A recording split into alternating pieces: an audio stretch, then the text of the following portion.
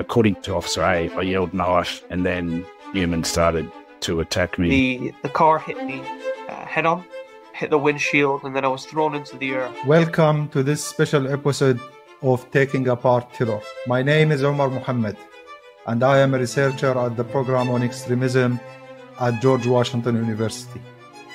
Until a few years ago, I was known only as Mosul Eye, the pseudonym under which I reported from the city of Mosul while it was under Daesh's control. The inception of Mosul Eye was driven by an urgent need to document and share the realities of life under occupation. I updated the blog with first-hand accounts, shedding light on the daily atrocities and the resilience of the city's inhabitants. What began as a personal endeavor quickly grew into a vital source of information.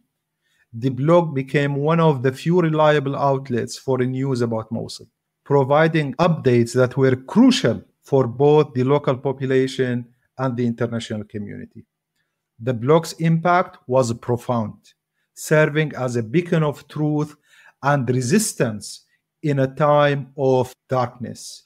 Today, I draw on the lessons learned from those harrowing years.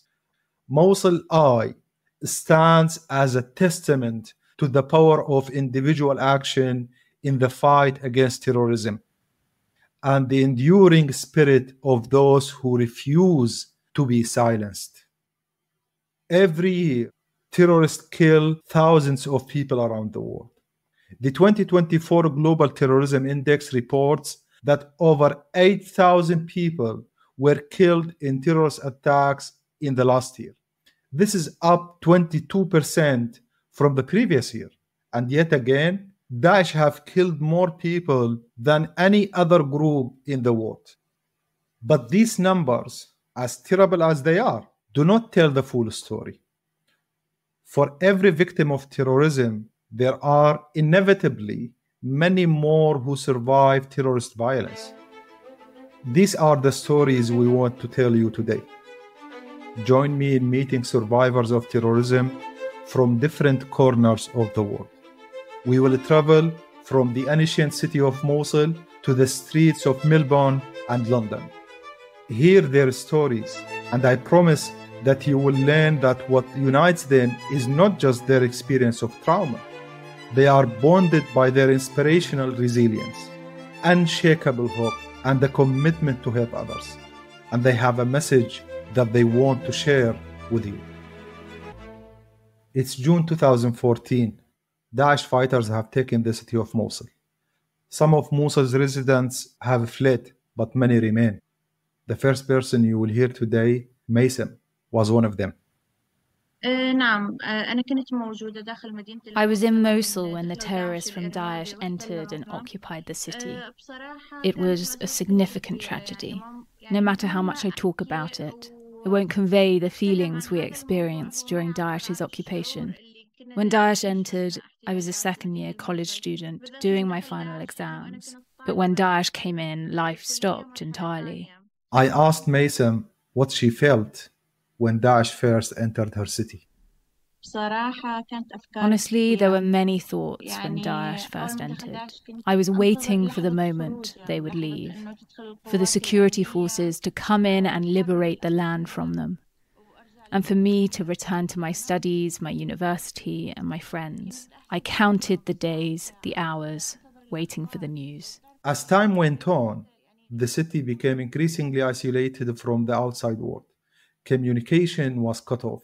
The internet and television were banned. I only had a radio with me, so I waited for the news to hear when the security forces would head to Nineveh Governorate to liberate it.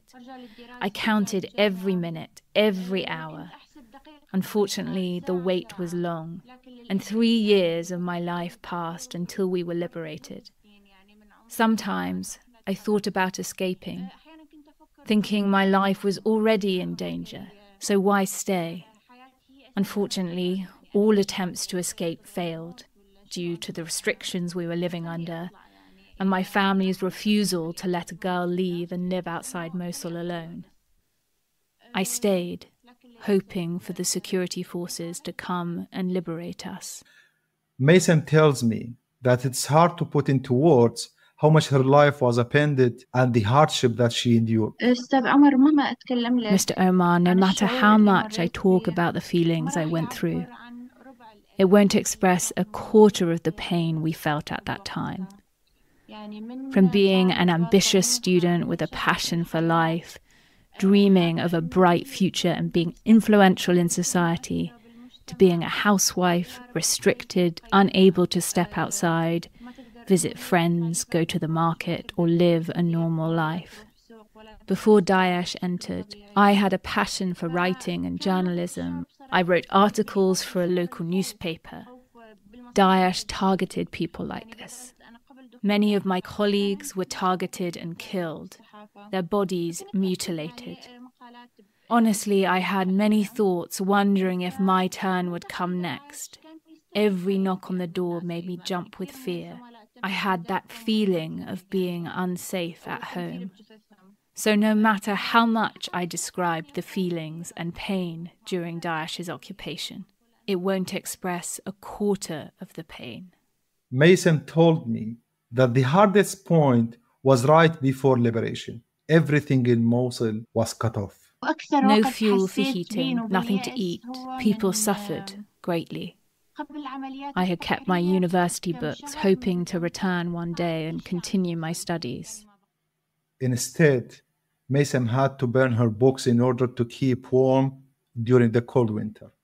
And then, just before the liberation, I left home and went to another area that was expected to be liberated sooner. Whilst I was there, a car bomb exploded, about 50 or 60 meters from me. Thank God, I survived the injuries, but I still have scars on my face and my head. Mason's is just one story among the thousands of people who had to suffer through life under Daesh's occupation. The fear for their lives and the physical and psychological injuries they endured as a consequence. But the terror that Daesh caused was not limited to Iraq and Syria. In fact, the next person I want to introduce you to is located on the other side of the world, Australia.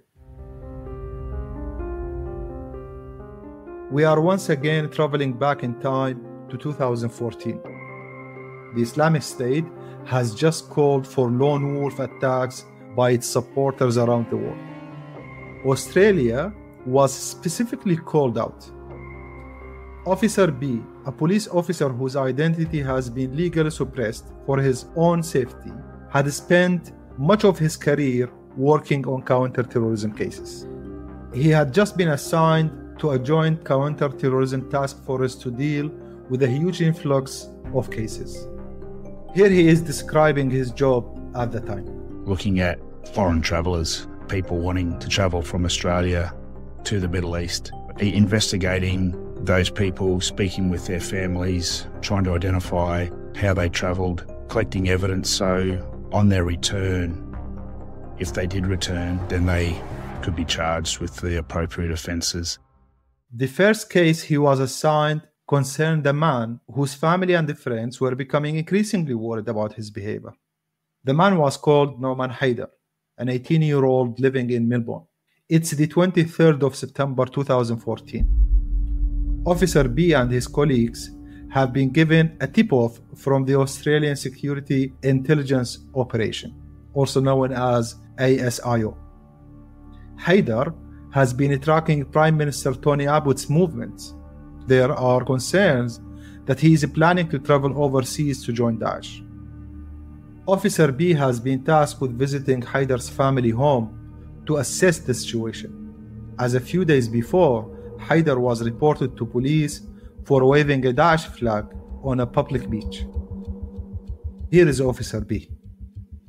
Our main goal was just to have a chat with Newman, just to find out where he was heading and to let him know that police and intelligence services were actually looking at him. The hope was this would slow down the radicalization process. Two officers stay in the car while Officer B and Officer A go to speak to the family. Haider is out with friends. They also had some concerns with his recent behaviour. It was quite a good conversation that we had with them, a lovely family, and obviously had a lot of love for Newman, and that was shown through their concerns about him. And very well educated family. His mum is a lawyer. His father came out from Afghanistan in the 1990s. Haider was studying to become an electrician. We asked if we could search his room, which his parents agreed to, and we all went upstairs. There was no flag there, and we were also looking for knives that had been reported that Newman had wanted to buy, and there was nothing there.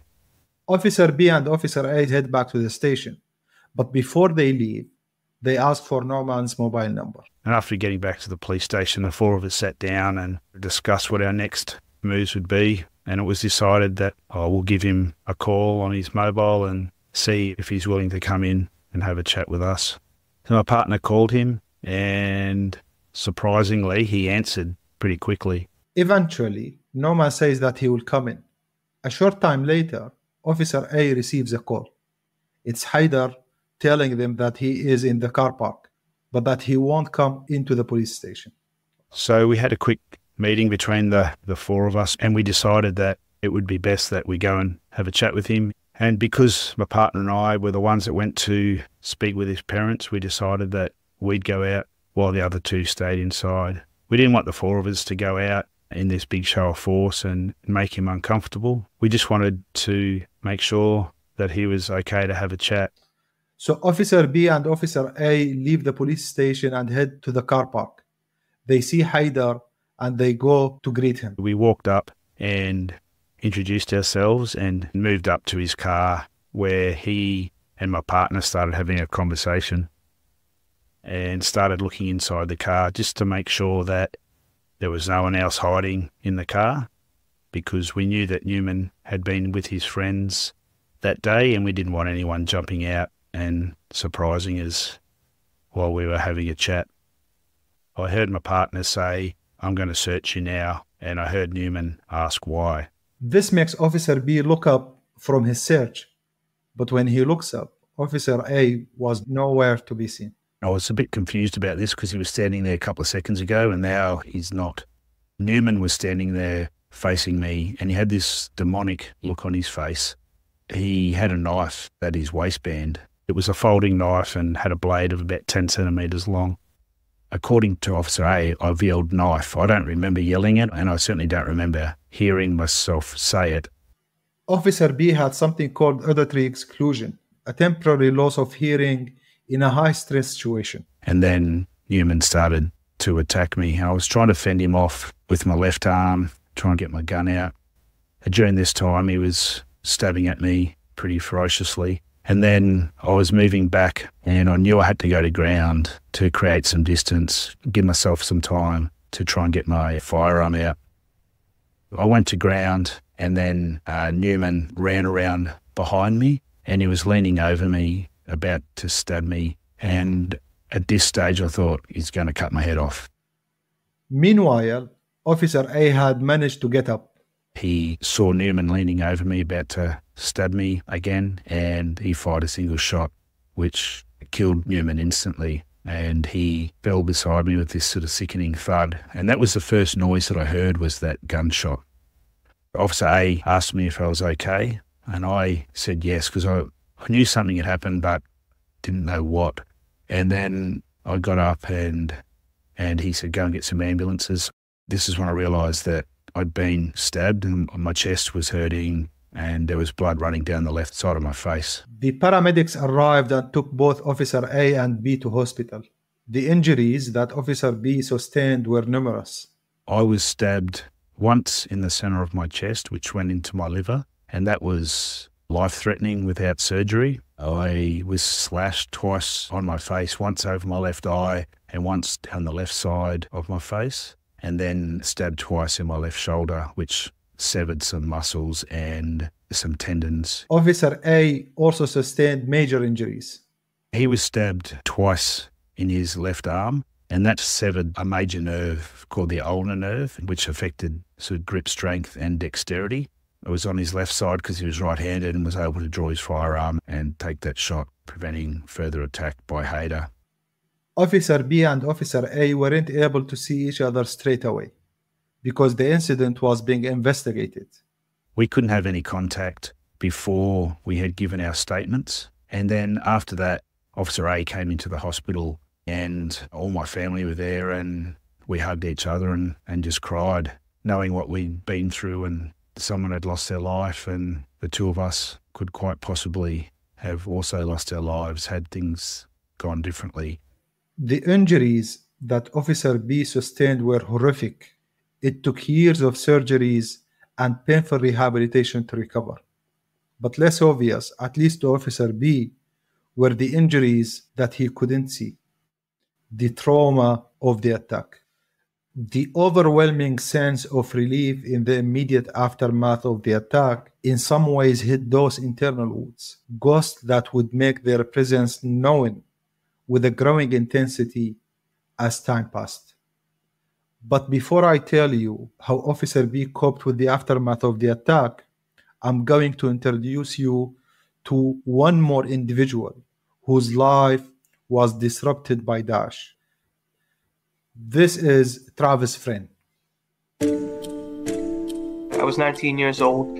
I was in my first year of university, and they'd organised a 3-day trip down to London, essentially for us to see politics in practice, if you will. Travis was a young student studying history and politics at Edge Hill University in Lancashire. It was 2017, and Travis had travelled to London to visit Parliament as part of his course. We had meetings with politicians, we had a tour of Parliament, meetings with members of the House of Lords and things like that. It was about 2 o'clock in the afternoon, and we had a meeting with another MP, the local Member of Parliament for our area. We'd got about halfway through the meeting, and an emergency vote was called in Parliament, so she had to go and run off and vote on some sort of measure. And that meant that our hour-long meeting with her was cut in half, and we had half an hour spare. So as a group, there was about 16 of us, including the lecturer, on this trip. We decided to split up. And myself and about 4 of my friends, we just decided to get a bit of fresh air, really. So we left Parliament through the main gates. We walked around in the direction of Westminster Bridge. And I took a picture of Big Ben on the way past and sent that to a friend back home in Lancashire. It was a very busy area. It was only when one of the guys in my group shouted something on the lines of "Look out" or "Look out, Travis," that I looked up from my phone, but it was just simply too late to react. A terrorist driving a large SUV mounted the pavement, trying to run over pedestrians. The car hit me head on. I went over the bonnet of the car, hit the windshield, and then I was thrown into the air. You know, when I was in the air, it felt like it sounds ridiculous, but it felt like I was in the air forever. And obviously it could have only been a split second, but I just remember realising in mid-air that I'd been flipped over 180 degrees. And now all I could see was the sky above me and Big Ben out of the corner of my eye. Travis landed on the concrete. This impact, he was told later, was what caused most of his injuries. The only reason I survived was because as I landed back down on the concrete, my head actually landed on the stomach of one of my friends who'd already been knocked to the ground, and that actually cushioned the blow. But had it hit the concrete with the same amount of force that the rest of my body did, it would have been fractured skull. And if not dead on impact, then dead within a few minutes afterwards. I didn't actually lose consciousness. I just remember thinking that I needed to collect my shoes because these had been thrown off when the car hit me, and collect my phone because it had been in my hand when the car hit me. And obviously, in hindsight, it's a really bizarre thing to be thinking about, but you're just sort of operating in autopilot. One of Travis' friends had also been hit and had hurt his head on the concrete. Blood was gushing down his face.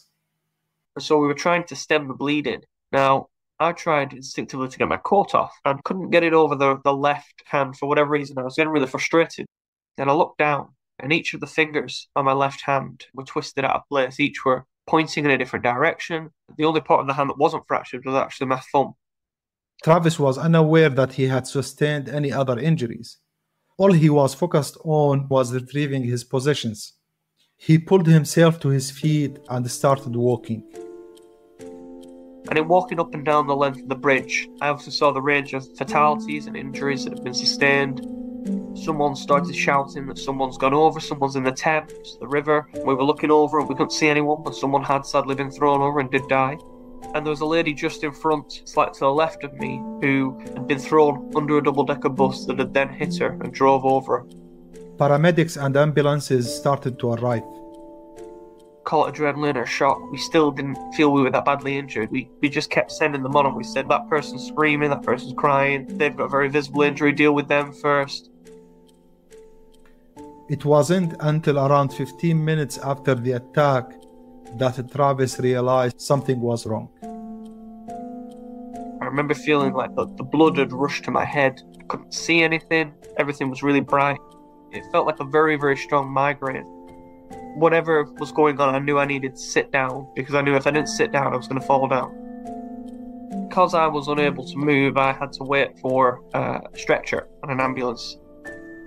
I started to shake very uncontrollably, started to go quite pale in the face, and the paramedics and police officers near me realised that I must have some sort of bleed and I was going into shock. The paramedics began cutting off his clothes to see what was happening. At the top of Travis's left leg, they found a large gash. The shrapnel wound, they called it, had just missed my artery by an inch or two. So whilst the bleed was bad, it wasn't as serious as it could have been. And it's pretty soon after this that I was put onto a stretcher and I was taken to hospital. Travis has now made a full recovery from his injuries. His story, Officer B's and Mason's, have given us a glimpse into the ways the terrorism perpetrated by Daesh was felt across the world. We have now heard 3 tales of immense trauma, of lives being severely disrupted. As I spoke to my interviewees, themes kept emerging. All of the individuals who I had talked to separately discussed how the process had helped to shape who they were today. Back to Mason from Mosul. Here she is telling me how she channeled the immense trauma from this period into her work. Thank God I had the strength to overcome this difficult period of my life that lasted 3 years. It's not easy to forget. But now, working and helping others makes me stronger. When I established my organization and worked to defend human rights and support victims, it helped me overcome this period. Now Mason has founded her own NGO in Mosul, which is called the Nineveh Women Organization, as a response to Daesh atrocities against women. I asked her what she would say to others who have also suffered severe trauma and are still struggling. Honestly, I tell them that surrendering is not good. We must not give up. Even if we reach a point where it feels like the world has ended, there is a new beginning. With determination, willpower, and a genuine intention to achieve something meaningful, we can overcome all these challenges and psychological crises. We should not be victims to our minds. Instead, we should be strong, rebuild ourselves. Helping others and doing good deeds makes us stronger and helps us overcome mental health difficulties. She also told me how she saw this change play out on a societal level. After the liberation of Nineveh Governorate, I saw a greater understanding, awareness, and consciousness within the community. Previously, Daesh soldiers relied on hate speech and incitement between different communities, making Muslims hate Christians, Christians hate Muslims, targeting sects and minorities, creating disruption.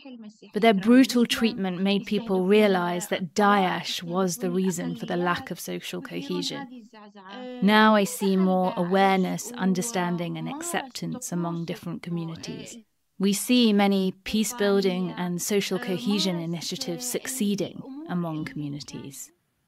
Travis also feels that the attack made him stronger, but getting to that place was not easy. Before the attack, Travis had hoped to become a history teacher, but the attack changed everything, and his life ended up taking a very different route. I can't tell you why particularly, but almost immediately after the attack, I knew that I'd lost that interest in becoming a history teacher. I just didn't, quite frankly, it just didn't interest me anymore. And for, a couple of years after the attack, I just felt lost. I wasn't sure what my purpose was. Why did I survive when other people died? It's probably the way I was looking at it. The attack had, an incredible impact on my life, not just in the ways I've already expressed in terms of the injuries I sustained and the impact of having experienced something like that, but actually, it changed the course of my life irrevocably. I've done a lot over the years since then. I've done a lot of work with counter-terrorism policing headquarters down in London, worked as an advisor with them for several years now, helping with their sort of engagement campaigns, initiative to try and get people talking about terrorism full stop. But I also do a lot of talks in schools and colleges as well, simply telling them what's happened to me, telling them what they can do to spot the warning signs of extremism, and telling them what to do if they spot those warning signs of extremism. And it's the sort of thing that has brought me around the world, and I've met many incredible people, many incredible victims of terrorism from around the world. And in many ways, I'm quite grateful for what I've done since the attack. It seems really bizarre to try and explain it to people, but for me, I wanted to make sure, I think, after those sort of 2 years of physiotherapy and recovery had passed, I wanted to make sure that something good came from something so awful, something so horrific. I might not have a very sort of, how should I say, an identical experience with other victims of terrorism from around the world, but I do think that there is real positives to be had from connecting victims with one another, both from a preventative perspective, but also in supporting their recovery going forward. And for me, I guess the final reflection, I felt that I wasn't going to forget about the attack anytime soon. And I think, at the very least, I thought, even if I did carry on with my life and pretended that nothing had happened, on the 22nd of March every year, the anniversary of the attack, I would still be thinking about the attack. Rather than that one day a year for the rest of my life being an intrinsically negative day of the year, I would like 5 years from now, 10 years from now, to be able to look back and say, yes, that was horrific what happened to me, but this is what I've done since then. And to be able to sort of reflect upon that as a positive, actually, and to hopefully have an impact on preventing future attacks. Travis also emphasized that he couldn't get to this place alone. He was supported by those around him. One thing I always say to people is that it can't be forced. Everyone has a time and a place for when they feel able to share their story. And certainly I think the only reason I'm here today is because a lot of other people gave me that time and place, whether that was family, whether that was friends, whether that was, the police or security services, whether that was other victims. I was given a safe place to be able to share my story, to talk a bit about what happened. And I think actually, for me, I think it was also a case of speaking with other victims of my attack about what happened, because the trauma that you experience from an incident like this can make you feel like you're going crazy. It can make you feel like you're the only person who experienced this. Officer B has had a similar journey, finding purpose in helping others and getting to that place thanks to a community of people supporting him. It took me quite some time to be able to speak publicly about the attack and the effects that it had on me. I didn't feel like there was light at the end of the tunnel. I couldn't see it. And the way I described it was when I'd been diagnosed with PTSD, it was felt that I was like covered in this really thick, sticky tar, and I was emotionless, and I couldn't be happy, I couldn't be sad, I couldn't laugh, I couldn't cry. I didn't want to be with people, but I wanted them and to be around. And I was drinking quite a lot to self-medicate, to help me get to sleep, to help me forget. His relationships also broke down. I was divorced. My wife and I split up in 2016, and I had another relationship break down in 2018, and then was diagnosed with PTSD, and I struggled through that. But then when I came out the other side with the support of my current partner now, my family and friends, my medical team, my psychologist, my psychiatrist, and my GP, I guess my hope is that while it's very difficult to rid the world of terrorism, and terrorism may continue and probably will into the future, to not give up on yourself, especially, if you're a victim or a survivor of terrorism. It's not easy. You will get through this, and to hopefully rely on our governments and our security agencies and our police to prevent terrorist attacks into the future. And I know that they do, and hopefully we can all pull together and help each other.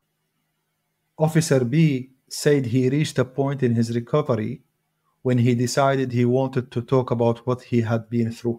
There was this point in time where I saw the light at the end of the tunnel and thought, I need to use my experiences and talk about my experiences to help others, to show that there is some hope after you go through something so extreme and so traumatic.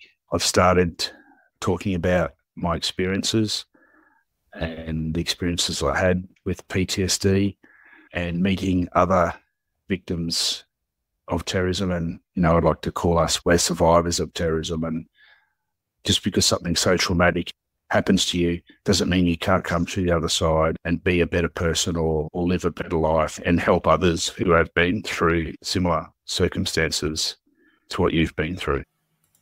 Officer B told me that he has now got to a place where he has become more accepting of what happened.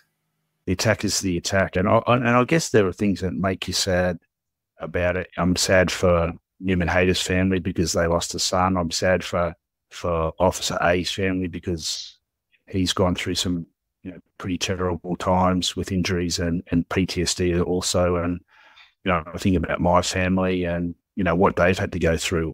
And then other times look at it and see the post-traumatic growth and see the positive that it has brought about. And as weird as it may sound, it has certainly made me a much better person as a result. Officer B used the term that seemed to describe this positive change that my interviewees kept referring to. It was a phrase that I hadn't heard of before. Post-traumatic growth. This term stuck with me, and I wanted to find out what it was. So I sat down with Mayser Khis, a medical doctor and anthropologist, to find out more. Was this something that everyone felt after a traumatic experience? It's defined actually as the positive changes experienced as a result of the struggle with highly challenging circumstances, not the event itself. It's not something that is the result of extreme violence or trauma. It's a result of people's investment and work in fighting this and in struggling to emerge from that tunnel. The tunnel Mayser Khis is referring to here is the metaphorical tunnel of being in a dark, difficult place and gradually seeing a sliver of light. Some hope to cling on to and eventually emerging into sunlight and finding a sense of relief. This is not a new phenomenon. Even if it was only categorized as such in the 90s, it is something that is very old. It has been mainly named resilience in the past. Of course, some will still call it beyond resilience because it's also not only, I think resilience has for a very long time been compared to being a tree that is able to bind and stand up again. And with post-traumatic growth, people started introducing this idea, no, it can actually have new branches and it can get a new life. But what I want to say is that these new categories emerged because people didn't want to be stuck in this category of being a victim of these events. Because the reality indeed is that people continue to live. People continue to desire life and to plan futures and to do things. It opens up possibilities sometimes after these struggles of these challenging events. We have heard only 3 people who have felt a transformation as a result of having a traumatic experience. Individuals who have used an episode in their life as a fuel for the work that they do.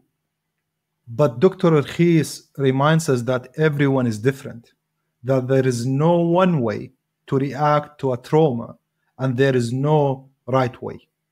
It's important also that we be very careful, I think, sometimes with what these concepts can create. Because it can be that nowadays we may find that growth or transformation after trauma is not only a possibility that people enjoy, it is becoming an expectation and almost an imperative that people need to survive and even grow, transform, get all this new potential after living a trauma.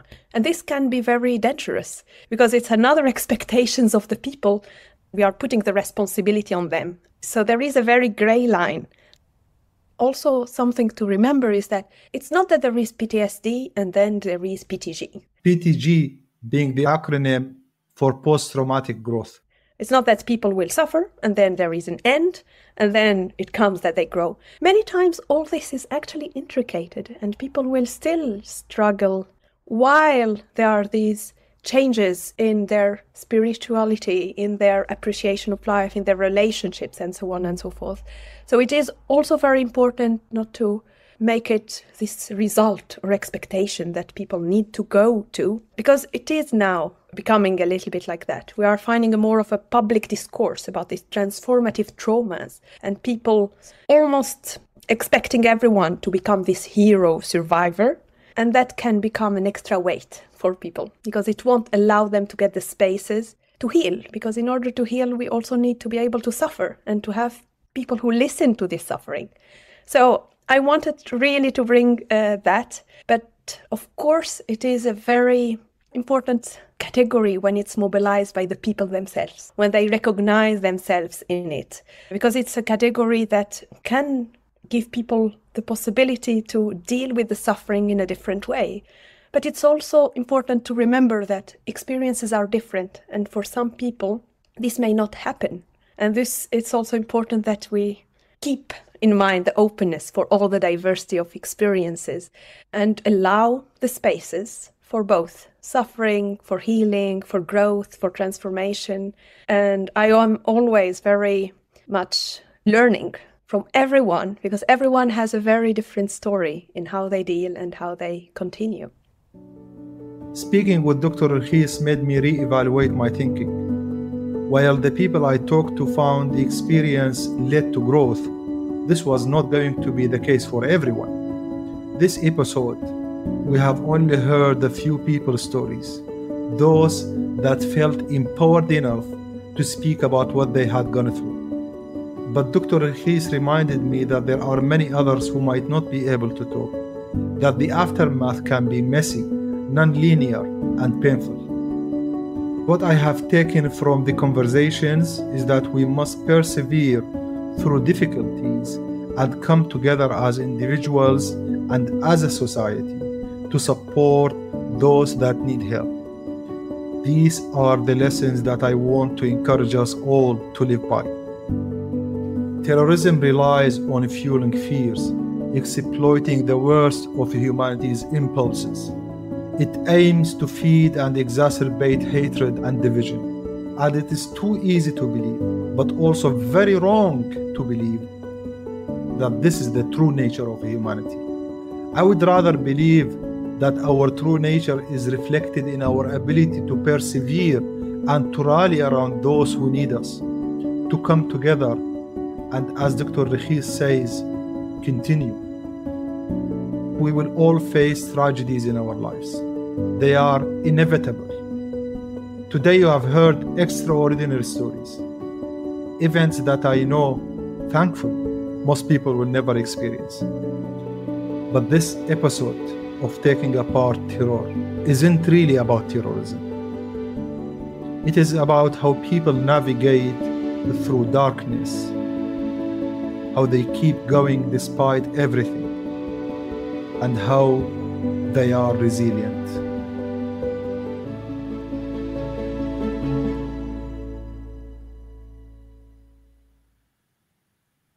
This episode of Taking Apart Terror is thanks to a collaboration between the Global Coalition Against Daesh and the Program on Extremism at George Washington University.